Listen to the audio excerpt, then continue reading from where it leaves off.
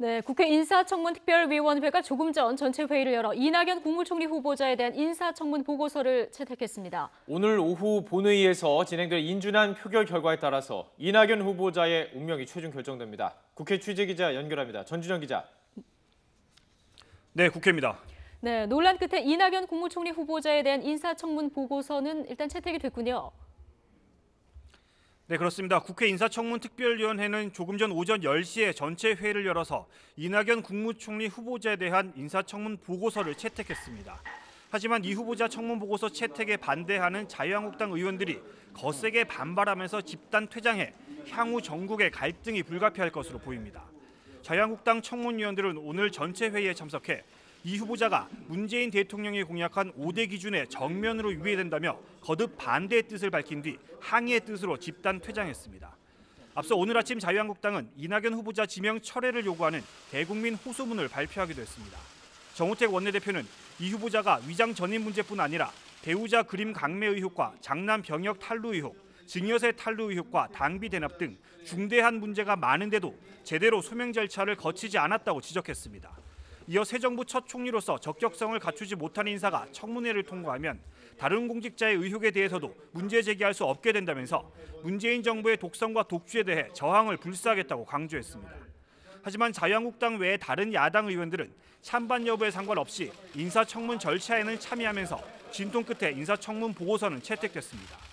이에 따라 오늘 오후 2시 국회 본회의에서 마지막 절차인 총리 후보자 임명 동의안 표결이 진행됩니다. 재적의원 과반 출석에 출석의원 과반 찬성이면 통과됩니다.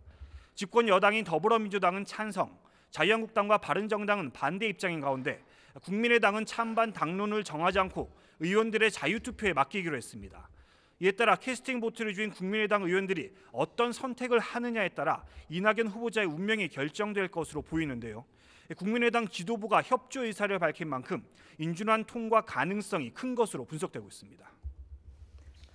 네, 또 오늘 아침에는 문재인 정부와 더불어민주당의 첫 당정 협의가 있었는데 어떤 얘기가 오갔습니까?